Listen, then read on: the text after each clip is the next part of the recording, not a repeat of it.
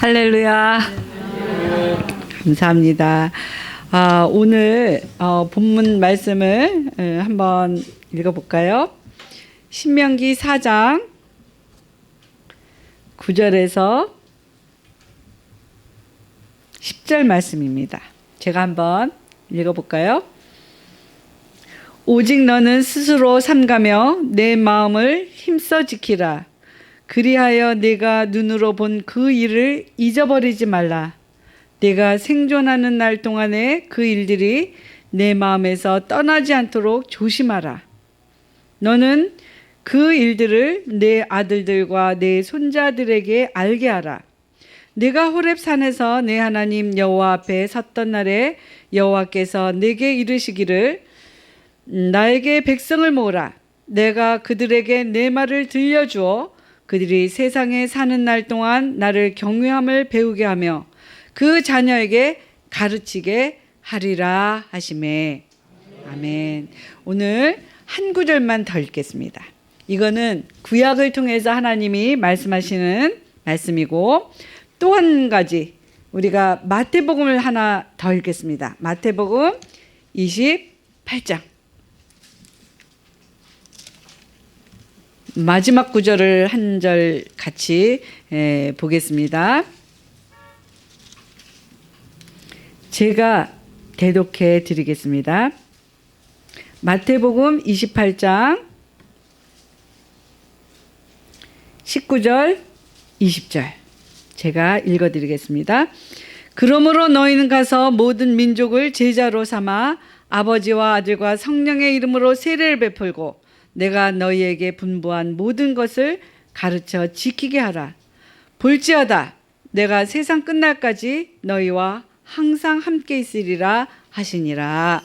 아멘. 오늘 우리 같이 나누고 싶은 말씀은 가르쳐 지키게 하라입니다. 이 여름에는 교회마다 이 여름 행사로 굉장히 분주한데, 굉장히 반가운 소식은 코로나 때문에 그동안에 대면 예배가 별로 없었죠. 그렇기 때문에 어린이들도 성경학교를 한다든지 여름 행사를 하는 게 없었습니다. 근데 반가운 소식은 한국에 보니까 올해는 그래도 대면 예배를 이렇게 좀 드리고, 또 어린이들 뭐 성경학교도 하고 청년부들 뭐 중고등부들 뭐 이런 걸 한다 그래요. 그래서 3년 만에 다시 이런 귀한 기회를 주시니까 얼마나 감사한지 모르겠어요. 근데 하나님께서는 저희에게 뭐라고 얘기를 하시냐면 가르쳐라. 이 다음 세대한테 가르치라는 거예요. 그래서 이 여름이 얼마나 우리에게는 중요한 시간인지 모르겠습니다. 왜냐하면 이 기간이 아이들에게 잊지 못할 추억을 줄 수 있는 그런 시간이라는 거예요. 여기에 우리 어르신들도 많이 앉아 계시는데, 우리 어르신들 다 기억하시죠? 흰 구름 뭉게뭉게 비는 하늘에. 그러면 여름 성경가 딱 생각나잖아요. 저도 여름 하면 그 교회의 귀한 추억이 이 여름 성경학교에 있습니다. 그리고 저는 좀 지방에서 자랐어요. 그래서 저희 아버님이 시골에서 목회를 하셔가지고 교회 하면은 어떤 기억이 있냐면 아주 축제예요, 축제. 근데 어떤 축제였냐면 말씀의 축제. 어느 교회에서 지방에서 이제 그 시골에서 교회가 이제 그 부흥회를 하잖아요. 그러면 이런 의자도 없어요. 이런 마룻바닥에 방석을 깔고 앉아가지고 사람들이 말씀을 삼아서 모이는데, 한 교회에서 하면 그 주변에 있는 모든 교인들이 막 솥단지를 이고 뭐 잠잘 거 뭐 이렇게 해가지고 다 이고지고 싸고 어떤 교회로 몰려와요. 그래서 일주일 동안 말씀을 듣고 거기에서 밥도 해 먹고 잠도 자고 그냥 마룻바닥이니까, 그리고 거기에서 또 예배를 드리고, 그게 일주일 가요. 그 다음에 또 어떤 다른 교회에서 한다 그러면 우리가 품앗이 하더니 모든 교인들이 또 주변에 있는 교회가 또 글로 몰려가요. 그래서 여름에는 말씀의 잔치 축제를 생각나게 하는 거예요. 그런 것처럼 여기 앉아 계시는 어르신이나 제 세대만 해도 그런 교회하면 그런 추억이 있었다는 거예요. 근데 우리 다음 세대에는 그런 추억이 별로 없어요. 유일한 추억이 뭐냐면 여름 성경학교예요. 근데 그나마 이 성경학교도 못했어요. 그래서 작년에 어떤 목사님 이야기를 들어보니까 어린아이들이 자꾸 줄잖아요. 요새 출산율이 떨어지니까. 너무 적어가지고 어린이들이 너무 적으니까 그 교회는 어떻게 했냐면 성경학교를 하긴 해야 되겠는데 못하니까 찾아가는 서비스를 했다는 거예요. 그래서 어떻게 했냐면 어린이가 몇 명 안 됐어요. 그러니까 그게 가능한 거죠. 그래서 그 아이가 있으면 그 아이 담임 선생님하고 그 교육 목사님하고 같이 그 집을 쫓아가서 하루 온종일 성경학교를 했대요. 몇 명 안 되니까. 일주일을 하고 나니까 교회 학교가 다 됐대요. 그럼 어린이가 지금 몇 명이라는 소리예요? 너무 적다는 거예요. 근데 올해는 그나마 성경학교를 못 한대요. 왜냐 올라가고 밑에서 오지를 못 해가지고 이번에 처음으로 성경학교를 못 하네 이런 얘기를 들었어요. 진짜 심각한 거예요. 다음 세대에 대해서 어떻게 해야 될지 정말 심각해요. 근데 오늘 이 신명기 4장 그 말씀을 보니까 하나님께서도 이 교육에 목숨을 거신 거예요. 다음 세대 교육이 전수되지 않으면 이 기독교는 정말 없어질 수 있습니다. 그렇기 때문에 지금 어르신들 그리고 우리 아이들이 아까 제가 이렇게 오니까 앉아 있어요. 저게 지금도 같이 예배를 드리는데 보면서 그렇게 이쁠 수가 없어요. 야, 니네 진짜 잘 왔다. 어른 예배에 지루할 수 있는데 잘 왔다. 말씀 들으러 왔구나. 얼마나 기쁜지 모르겠어요. 근데 하나님께서도 이 신명기에 뭐라고 하셨냐면 이거는 교육서예요. 그야말로 이 성경 안에 들어있는 교육서예요. 여러분이 잘 알다시피 이 모세가 어떻게 했어요? 나중에 하나님의 말씀하신 가나안 땅에 들어갔습니까? 못 들어갔습니까? 못 들어갔어요. 가나안 땅을 바라보면서 요단 동편에서 죽어야 될 그 시간이 이제 얼마 안 남았을 때 하나님께서 모세에게 이야기하십니다. 기록하라. 그래서 기록한 게 뭐냐면 신명기라는 거예요. 근데 이 신명기는 어떤 내용들이 나타나냐면 그동안의 출애굽을 어떻게 했는지 그리고 나서 광야에서 어떻게 살았는지 그런 것들이 자세하게 기록되어 있어요. 지금 이 시대에 있는 이 신명기를 읽어야 될 그 세대는 어떤 세대냐면 그런 걸 하나도 경험하지 못했습니다. 10가지 재앙 그들은 경험하지 못했어요.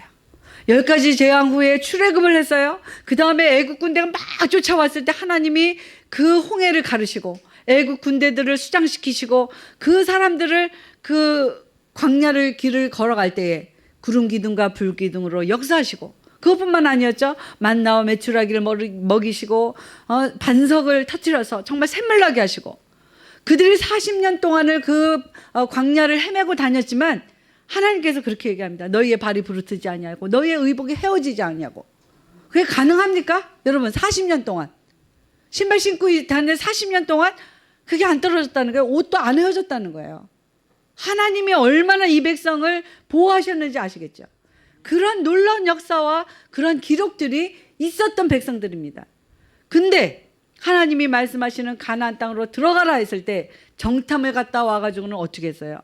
하나님 우리 못 가요. 무서워서 못 가요. 여호수아와 갈렙 두 사람 빼놓고는 나머지들이 우린 거기 못 가요. 거기는 막 굉장한 막 족속들이 있는데 거인들이 있어요. 우리는 그들에 비하면 메뚜기예요. 근데 그들이 무엇을 잊어먹었습니까?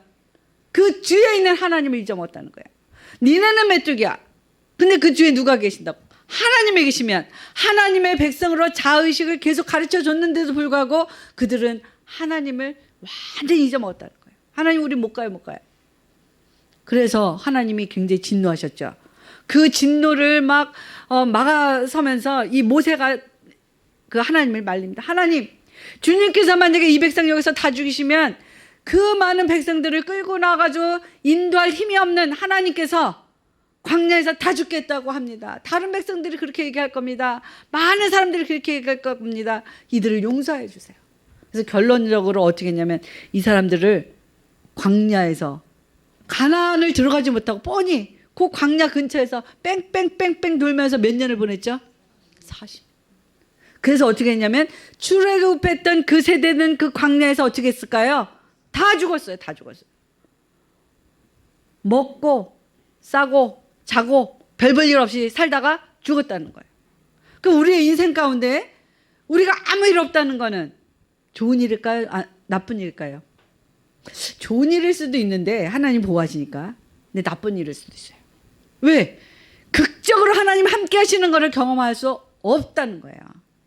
그냥 너무 편안하게 그냥 뭐 별일 없이 이렇게 살지만 그런 일이 있을 수 있다는 거예요. 그럼 여러분의 삶에 고난이 있다는 거는 무슨 증거일까요?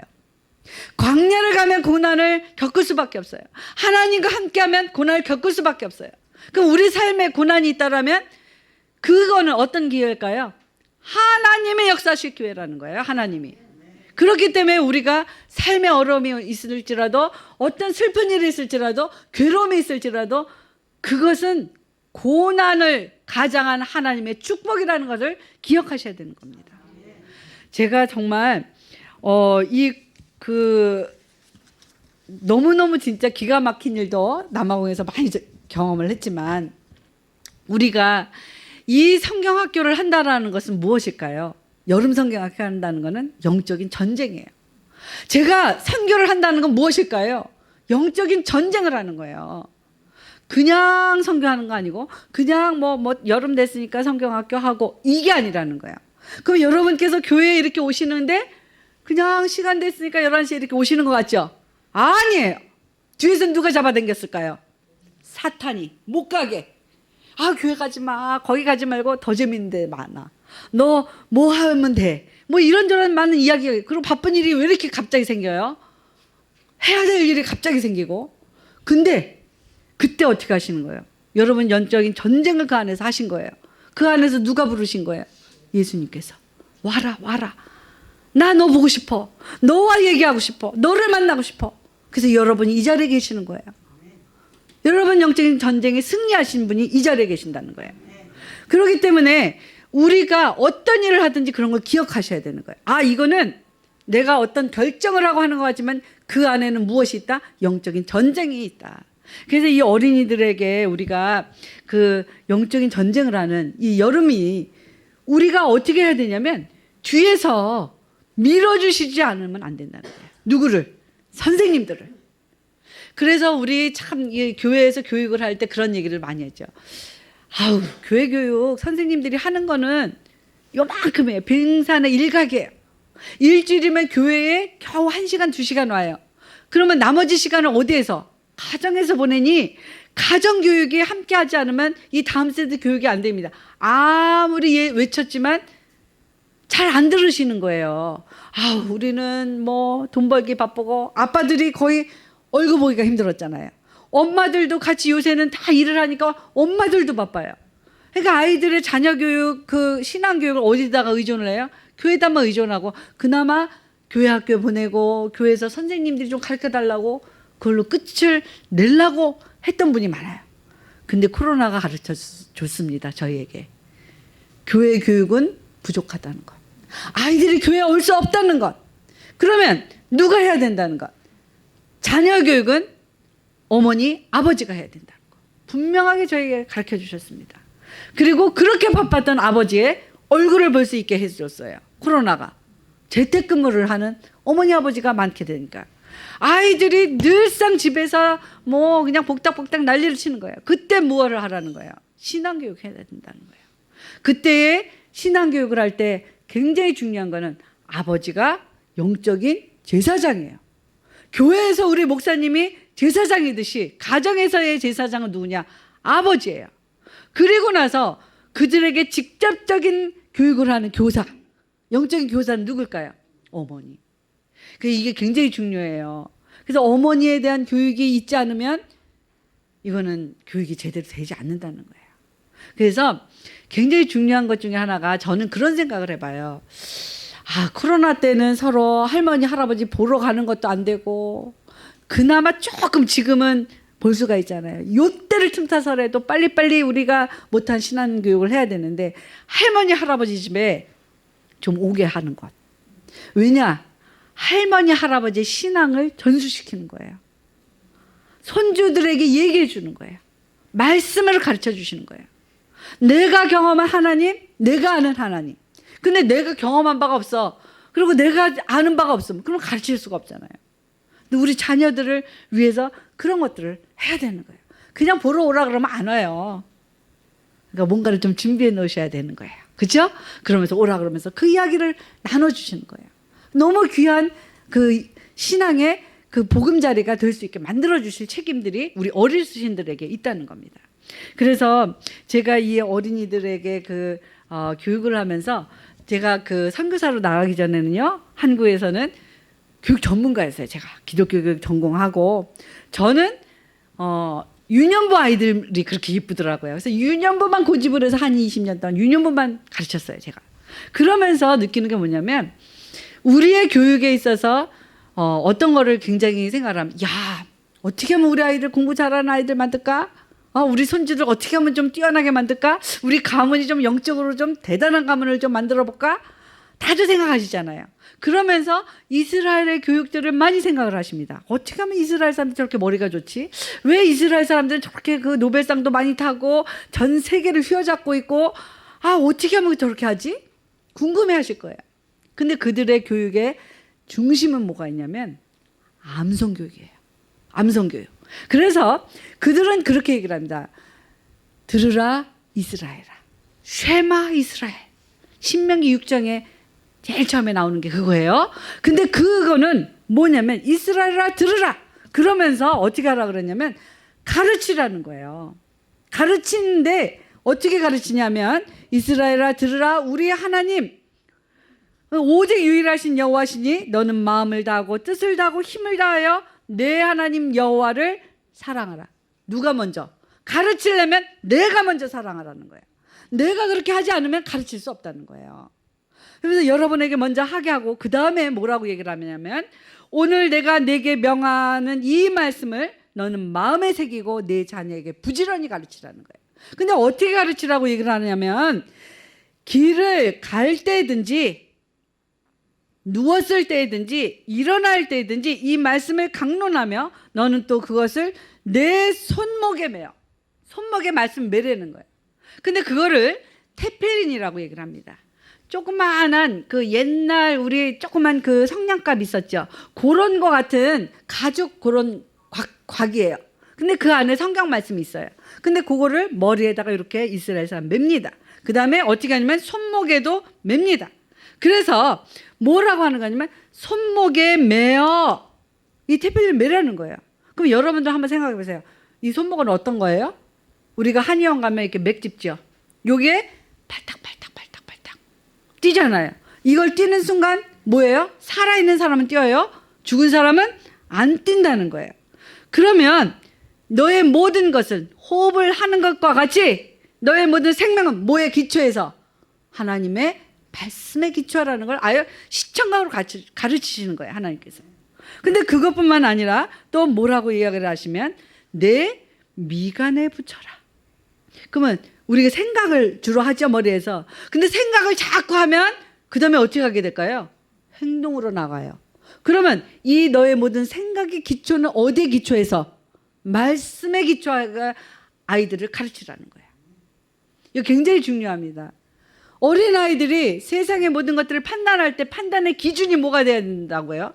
말씀의 기준이 돼야 된다고요. 그런데 세상은 이야기를 합니다. 절대적인 건 세상에 없어. 모든 건 다 상대적이야. 그렇게 가르쳐요. 근데 기독교는 그렇습니까? 절대적인 기준이 있습니다. 누가 기준이 돼요? 하나님. 세상의 어떤 것들이 이것이 좋다라고 얘기해도 하나님이 아니라고 하시면 아니다라고 말할 수 있도록 우리 자녀들을 가르쳐야 된다는 거예요. 굉장히 중요합니다. 기준은 하나님이시라는 거.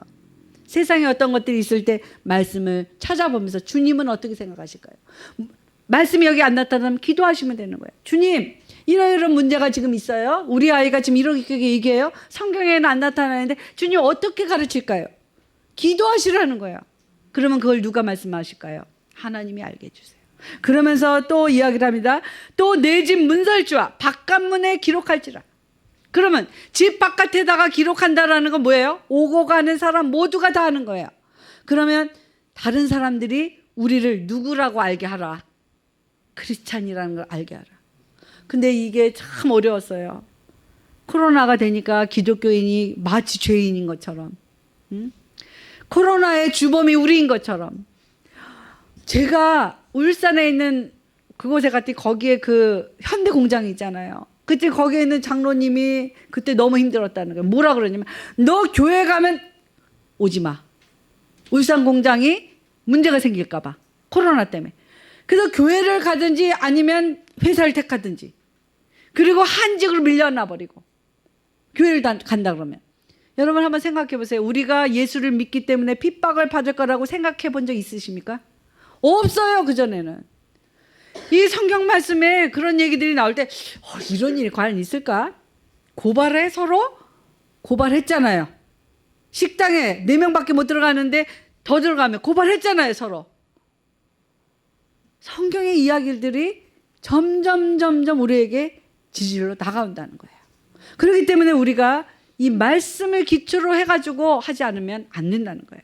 그래서 우리가 이 문설주에도 써라, 이거는 뭐냐면 우리를 보고 사람들이 너는 기독교인이라고 얘기하게 하라. 기독교인이기 때문에 우리가 불이익을 받는다라면 우리가 그것을 감내하겠다라는 말씀의 기초에서 우리는 감내하겠다고 생각해라. 이렇게 얘기하시는 거예요, 하나님께서. 굉장히 무서운 말씀이시죠. 이렇게 가르치라는 거예요, 애들한테. 그러면서 이 암송을 하게 하는데요. 이스라엘이 머리가 좋은 이유 중에 하나가 뭐냐면 초등학교 때부터 고등학교 때까지 계속 성경을 가르쳐요. 학교에서. 근데 뭐를 하느냐? 학교에서 암송을 해요. 토라 암송을 해요. 토라가 뭐냐면 성경 말씀에 제일 처음에 5권. 창세기, 출애굽기, 레위기, 민수기, 신명기. 얘들을 암송을 하는 거예요. 여러분들 혹시 암송하시는 분 계십니까? 나는 이 5권 다 알아. 저도 잘 암송 못해요. 어렵잖아요. 안 되잖아요. 그거 하는 사람 없어요. 그러니 이스라엘 사람들이 어쩌고 저쩌고 해도 우리보다 낫다는 거죠. 대단한 사람이라는 생각이 많이 들어요. 근데 이 사람들이 그렇게 암송을 하면서 그 말씀에 기초한 그 삶을 산다는 거예요. 그러니까 예수님을 인정을 안 해가지고 안타깝지만 이들이 이제 거기에서 돌이켜서 예수님을 인정하면 그때는 세상 끝날이 온다라는 것을 우리가 기억을 해야 된다는 거예요. 근데 이 말씀 암송을 하면서 어떤 생각을 했냐면요. 그런 생각이 들더라고요. 저희 어렸을 때는 교회에 이렇게 오면 그 분반 공부를 할 때 암송하는 거를 그 숙제로 내주시잖아요. 그럼 일주일 동안 열심히 암송하고 그 다음에 이제 오면 출석 체크를 하면서 너 암송한 거 하면은 출석 체크를 해줘요. 근데 요새는 교회들이 잘 암송 안 해요. 주일학교들이 암송을 잘 안 해요. 그래서 이거 참 문제라는 생각이 드는데 저는 이 암송이 얼마나 귀한가 어떤 생각을 했냐면 아까 목사님이 조금 얘기를 하셨지만요. 제가 남아공에서 정말 억울한 일을 당한 그런 일이 있었어요. 지난 한 6개월 동안에 남아공에서 세상에 있을 수 없는 일이 벌어졌는데 아침에 이제 주변에 있는 여자 선교사님들 초대했습니다. 그래서 같이 식사를 나누고 커피를 마시고 있는데 갑자기 경찰 5명이 들이닥친 거예요. 그래서 저를 체포해 가겠다는 거예요. 깜짝 놀랐어요. 너 왜 나를 체포해 가냐? 내가 무슨 죄를 졌길래? 그랬더니 뭐라 그러냐면 너 샤바랄라 아냐? 우리 땅 주인이거든요. 교회 땅 주인. 근데 그 사람이 너 고발했다는 거예요. 그래서 제가 갑자기 경찰서로 붙잡혀 갔습니다. 그래가지고 우리 남편이 막 연락을 하면서 여보 내가 지금 갑자기 경찰에 잡혀가니 빨리 어떻게 조치를 취해달라고. 그랬더니 변호사를 막 섭외를 해가지고 변호사가 왔어요. 근데 변호사가 왔는데 해필이면 백인 변호사가 왔어요. 남아공은 어떤 곳이냐면 흑백 갈등이 굉장히 심했던 나라예요. 백인들이 흑인들을 지배하면서 아파타이트라는 그런 아주 악몽과 같은 시기가 있었던 데예요. 그렇기 때문에 지금은 흑인 나라가 되었고 거기서 해방이 되었지만 이 백인들을 굉장히 싫어한단 말이에요. 백인들이 만약에 이쪽으로 가는 게 맞아 그러면 이 사람들 이쪽으로 갑니다. 거꾸로 해요. 이렇게 하는 게 맞아 그러면 뒤로 가버립니다. 안 믿어요 백인들을. 그래서 제가 처음에 갔을 때 백인 선교사들이 이야기를 합니다. 너는 참 좋겠다. 얼굴이 노래서. 이게 무슨 소리예요? 왜냐면 제가 영국에서 유학을 하면서 얼굴이 노랗다는 것 때문에 얼마나 차별을 당했는지 몰라요. 영국 사람들은요 차별하는 게 아주 자기네 직업인가 봐요. 같은 백인끼리라도 말투가 다르면 차별을 해요. 영국 사람끼리 결혼하면 괜찮아요. 근데 영국 사람하고 다른 백인이면 그거 말투 들어보면 알거든요. 억양을 들어보면. 우리도 억양 들어보면 경상도 사람인지 전라도 사람인지 서울 사람인지 다 알잖아요. 얘네도 그렇게 하는 거예요. 그리고 차별해요. 그래서 얼굴이 노랗다라는 것 때문에 차별을 무지하게 영국에서 당했는데 남아공에 갔더니 백인들이 막 나를 부러워하네. 그러면서 뭐라 하냐면 내가 말하면 안 들어 네가 말하면 흑인들이 듣는다는 거예요. 근데 실제로 그랬을까요? 안 그랬을까요? 정말 그러더라는 거예요. 이 사람들이 자존심이 강해가지고 백인들한테 가서는 성경 공부를 시켜달라는 소리를 안 하는데 우리한테는 와가지고 우리에게 말씀을 가르쳤다오. 그래서 신학교육도 하고 그랬습니다. 그런 것처럼 이렇게 정말 그 흑인들이 백인을 싫어하는데 백인 그 사람이 딱 오니까 저를 아예 만나지도 못하게 해요. 그러더니 갑자기 저를 감옥에다가 딱 집어넣는 거예요. 그러면서 그 백인 변호사가 이야기를 합니다. 이 사람 내가 보석금을 내고 데려갈 테니 그리고 정식 재판을 받을 수 있게 해달라 하는데도 듣지도 않고 저를 감옥에 넣고 이 사람이 도망가 버렸어요. 그러니까 백인 변호사가 기다려도 안 되고 전화해도 안 되고 그리고 우리나라 국민이 잡혀가니까 남아공에 있는 우리나라 대사관에서 난리가 났습니다. 그래서 영사가 오고 국제 그 경찰이 오고 난리가 나서 그 사람을 수배하는데 저를 감옥에다 집어넣어놓고는 사라져버린 거예요. 그래서 이 사람들이 계속 노력을 백방으로 해보다 안 되니까 저녁에 이야기를 합니다. 죄송합니다, 선교사님. 할 수 없이 그 밤을 좀 거기서 지내시고 내일 아침에 또 오겠습니다. 다 갔어요. 근데 딱 한 평밖에 안 되는 감옥이에요. 근데 그것도 감사하더라고요. 왜냐하면 남아공의 감옥에 들어가면 어떤 일이 벌어질지 몰라요. 여러 사람이 있는데 들어가면. 그리고 에이즈가 굉장히 성행하는 곳이기 때문에 겁나요. 오히려 독방에 갇힌 게 감사하더라고요. 너무너무 하나님 감사합니다. 저를 보호해 주셨군요. 그리고 독방에는 지금 앉으신 것 같이 의자가 하나가 있더라고요. 그래서 거기 앉아가지고 그 밤을 세우는데 왜 그렇게 시간이 안 갑니까? 왜 그렇게 시간이 안 가요? 아무리 열심히 뭐 기도를 해도 눈 떠보면 1시간도 안 지나간 것 같아요. 또 막 찬송도 불러봅니다. 아는 대로 불러봐요. 근데 너무너무 다행인 게 뭐냐면 제가 요즘 이렇게 바뀌어 있는 그 찬송가는 잘 몰라요. 모르는 찬송 많아요. 근데 그 옛날 찬송가 있죠? 바뀌기 전에. 찬송가를 거의 다 외워요. 왜냐면 저희 어머니께서 어려서부터 그때는 이렇게 뭐 여름이 되면 휴가를 떠나거나 이런 게 없었어요. 그러니까 여름만 되면 저희 어머님이 저를 데리고 기도원을 가시는 거야. 그 기도원에 가서 한 일주일씩 그 부흥성회를 하잖아요. 그럼 맨날 박수를 치면서 찬송을 부르는데 똑같은 찬송을 수도 없이 배우는 거야. 그러니까 그냥 저절로 외워요. 그냥 초등학교 때부터 그냥 계속 따라다녔으니까.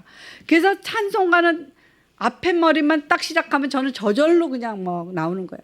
근데 그게 이때에 도움이 될 줄 누가 알았겠습니까? 그러니까 찬송도 혼자 부르다가 그러다가 안 되니까 뭐를 했을까요? 그때 이제 암송을 했어요. 너무 이제 볼 것도 아무것도 없으니까 책도 없고 그러니까 머릿속에 그동안에 암송했던 것들을 기억하기 시작을 했습니다. 근데 어쩌면 오늘 목사님께서 그 말씀을 또 우리 시작할 때 읽으셨을까요? 시편 23편. 그죠?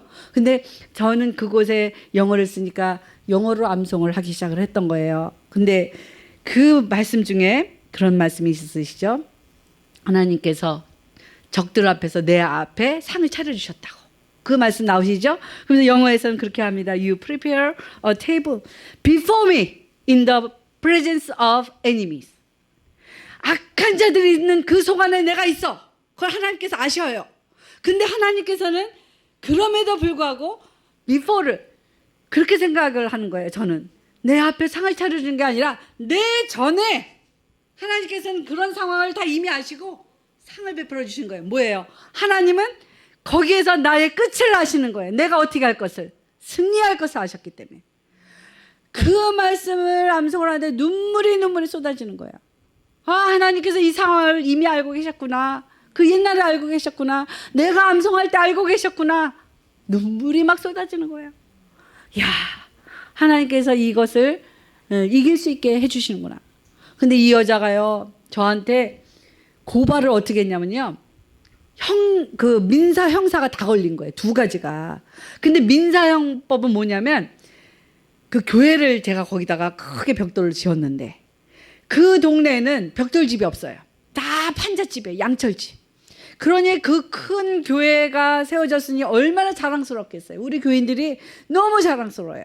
근데 5년 동안 아무 문제가 없다가 이 여자가 이제 심통이 난 거예요. 그러면서 이 벽돌교회 그리고 큰 장소에다가 뭐를 차리고 싶었냐면 술집을 하고 싶었던 거예요. 교회가 술집이 된다니 말이 됩니까? 다른 거였다면 좀 어떻게 좀 해볼겠는데 제 안에 이 거룩한 분노가 처음으로 올라오기 시작한 거예요. 이거는 끝까지 해야 되겠다. 끝까지 싸우겠다. 근데 이 여자가 그러면서 뭐라고 했냐면 이게 원래 우리 건데 내가 그거를 우리 교회라고 하면서 우리가 쓰고 있다는 거예요. 자기네 건물인데.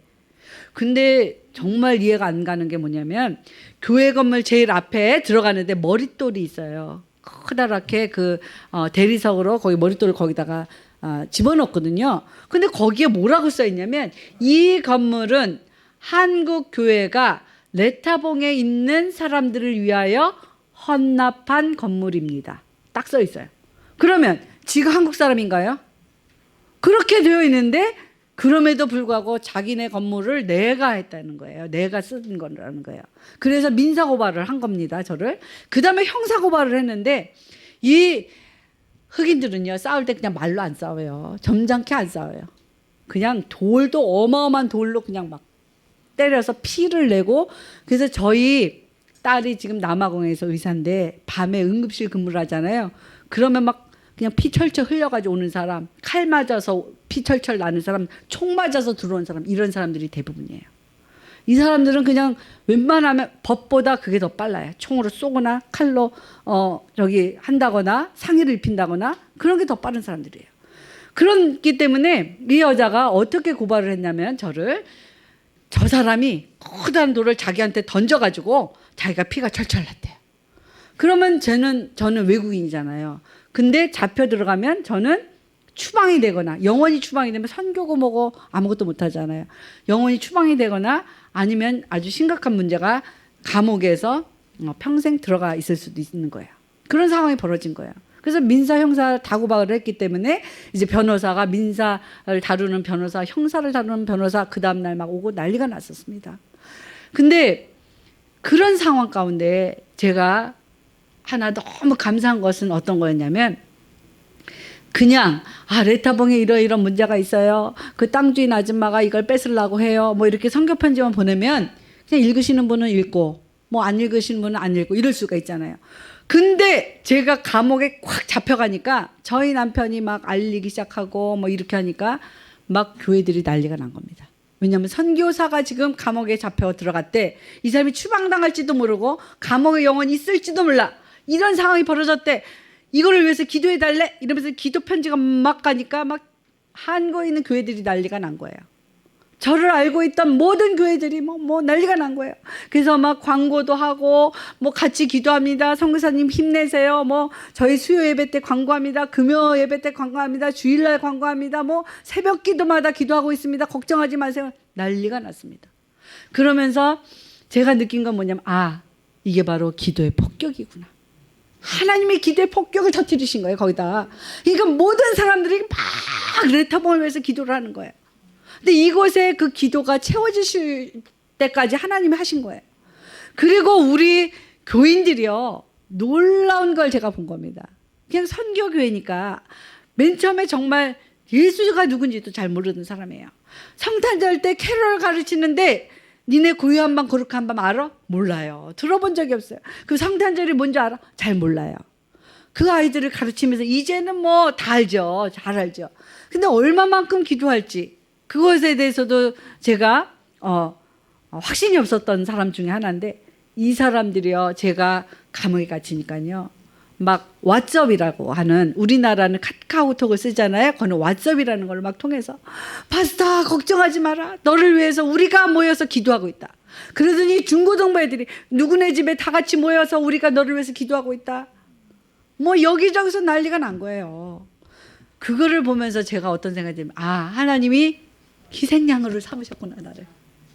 그러니까 조금은 좀 이해가 되는 거예요. 하나님 왜 하나님의 아들 예수 그리스도를 십자가 달려 죽기까지 하실 수밖에 없었는지. 어떻게 보면 그게 굉장히 아주 비참한 거고 어떻게 보면 정말 있을 수도 없는 일이잖아요. 왜 그렇게 하셨어야만 했지? 의문이 갈 수밖에 없는 거잖아요. 근데 조금은 이해가 되더라는 거예요. 하나님이 이렇게 하셨나 보다. 이렇게 할 수밖에 없는 그런 상황이었나 보다. 우리의 죄를 속해 주셔야 되는데 방법이 없으니까 하나님이 그렇게 하셨구나. 조금은 이해가 가더라는 거예요. 그러면서 이 말씀 암송을 하는 게 얼마나 중요한지를 깨달았습니다. 여러분 한번 생각해 보세요. 한번 여러분께서 그 어르신들이 많이 앉아 계시니까 제일 무서운 게 뭡니까? 여러분들이 조금 나이를 조금씩 먹어갈 때 제일 두려우신 게 뭐예요? 에? 죽음.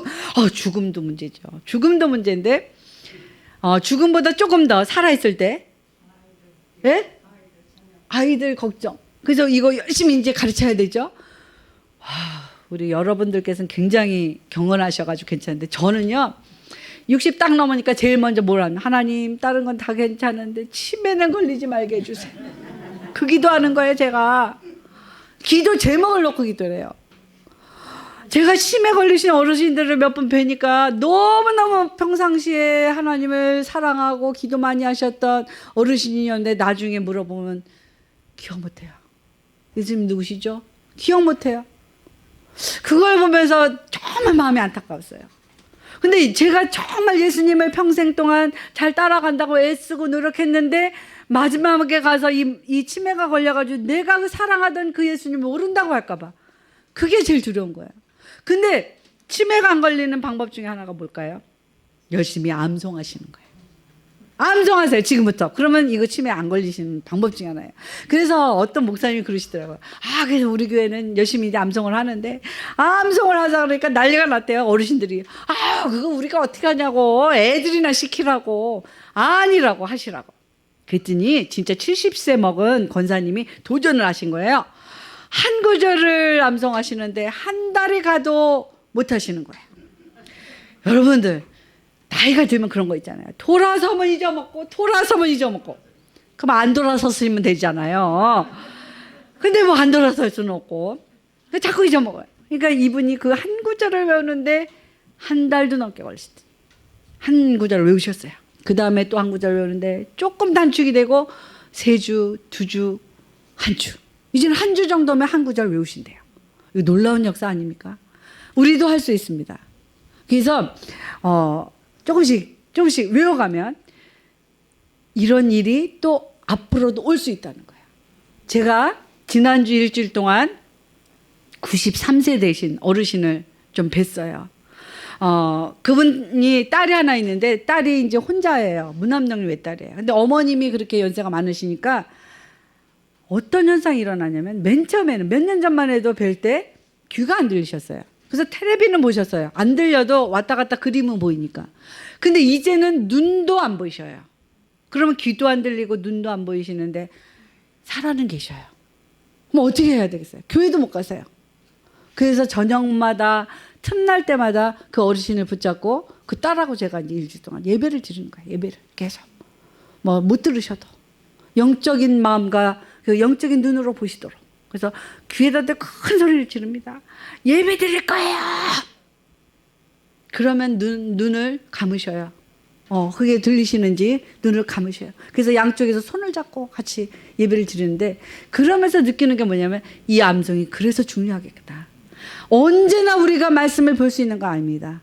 언제나 말씀을 들을 수 있는 거 아닙니다. 언제 어떻게 말씀을 못 듣는 그러한 시간이 올지 아무도 짐작할 수 없다는 거예요. 그래서 저는 그런 생각을 했습니다. 제가 그 신학교 다닐 때 리차드 범브란트라는 목사님이 계세요. 근데 이분이 그 공산권에서 감옥에 갇혔는데 그 1인실에 독방에 굉장히 오래, 저는 하루밖에 안 갇혔지만 이분은 굉장히 오래 갇히면서 이분이 자기가 책을 읽을 수가 없기 때문에 성경도 가져갈 수 없었기 때문에 그동안에 암송했던 구절을 떠올리면서 자기는 그 시간들을 견딜 수 있었노라고. 그 책을 제가 대학교 때 읽으면서 굉장히 감명을 받았습니다. 그렇기 때문에 이 암송을 시작한 것도 있었는데 근데 이 암송이 그렇게 사용될 줄은 누가 알았겠냐고요. 그 책을 읽은 지 3, 40년 뒤에 이런 세대가 올 줄은 내가 어떻게 알았냐는 거예요. 그렇기 때문에 우리가 앞으로 미래를 대비하시기 위해서라도 몇 구절이라도 괜찮아요. 아니면 내가 좋아하는 시편 23편만 외우셔도 괜찮아요. 이것만 자꾸 외우시면 되니까. 그래서 여러분들께서 암송하는 이 축복이 여러분들에게 있기를 원합니다. 그래서 한 가지 좀 말씀을 드리고 싶은 거는 저희 교회에 한 청년이 어느 날 저에게 전화를 했습니다. 근데 그 청년은 그 남아공 청년도 아니고 그 옆나라에 있는 그곳에 사는 짐바브웨 청년이었어요. 근데 이 청년이 뭐라고 얘기를 하냐면 목사님 제가 우리 교인도 아닌데 우리 자기 생일이라는 거예요. 다음 주가 자기 생일인데 와서 자기 생일을 우리 그 중고등부 학생들하고 같이 시간을 좀 보낼 수 있겠냐고 이렇게 얘기를 하는 거예요. 그래서 그럼 그렇게 해라. 어떻게 하는 도와주면 되겠냐. 그러니까 자기가 아이들하고 즐거운 시간을 갖게 시간을 뭐 1시간 정도 이렇게 좀 달라는 거예요. 그래서 그러자고. 근데 이 청년이 왔는데요. 짐바브웨 흑인 다를 바 없습니다. 남아공 흑인처럼 가난해요. 근데 이 청년이 조그만 케이크를 들고 왔어요. 이 케이크를 자기 혼자 먹어도 정말 될 케이크를 이 아이들에게 잘라서 나눠주려고. 그리고 조그만한 이런 그 뭐 사탕 같은 거 정말 우리가 보기엔 조악한 그런 사탕이지만 아이들 숫자대로 그 사탕을 또 가지고 그러고 왔어요. 그러면서 이 아이들에게 아주 좋은 시간을 갖는데 이 사람이 뭐 하는 사람이었냐면 음악을 전공한 학생이었어요. 학생인데 같이 음악을 틀어놓고 아이들하고 춤도 추고 노래도 부르고 그다음에 성경 퀴즈도 내고 성경 퀴즈만 내는 것이 아니라 아이들하고 게임도 하고 좋은 시간을 보내고 가는 거를 보면서 제가 감동을 했습니다. 왜? 흑인들의 삶은 너무너무 열악합니다. 그들은 자기들의 있는 것을 자기를 위해서 다 먹어도 정말로 부족한 사람이에요. 그래서 너무 신기해서 물어봤어요. 근데 그 사람 이름이 뭐냐면 이름이 리치맨이에요. 얼마나 부자가 되고 싶었으면 이름이 리치맨이에요.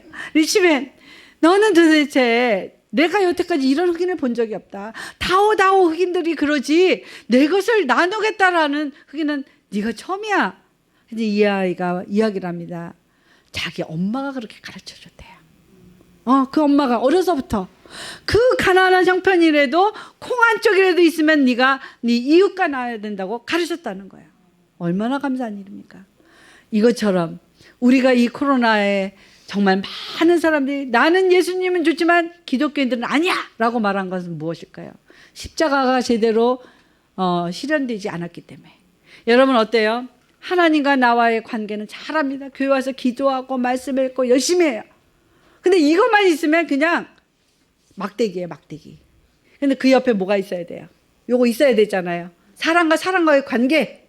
이게 돼야만 그래야 정상적인 십자가입니다. 그러니까 여러분들께서는 아까 리치맨처럼 여러분이 갖고 있는 것 정말로 부족하고 힘들고 이 코로나 때문에 아마 경제적으로 굉장히 타격 입으신 분들 많을 거예요. 그렇지만 우리가 나눌 수 있는 대로 나눌 수 있는 그런 것들을 기억하시고 나는 너무 가난해서 나눌 게 없는데요. 왜 없어요? 여러분들 나눌 수 있는 물질은 없지만 뭐는 할 수 있으세요? 웃을 수 있으시잖아요. 그죠? 들어가시면서 만나는 사람에게 아파트 경비원 아저씨에게 웃어줄 수도 있고 우리가 이런 버스 같은 거 탈 때 이렇게 앉아있지 말고 어르신들 오시면 옛날에는 벌떡벌떡 잘 일어나는데 요새는 오시면 눈 감아요. 일부러 자는 것처럼. 그러니까 깨울 수도 없고. 근데 건강하려면 우리 어린이들도 저쪽에 있는데 건강하고 싶으면 벌떡벌떡 일어나세요. 그러면 다른 사람은 양보 안 하는데 벌떡 일어나면서 어르신 일로 앉으세요. 그럼 신기해서 물어볼 수도 있어요.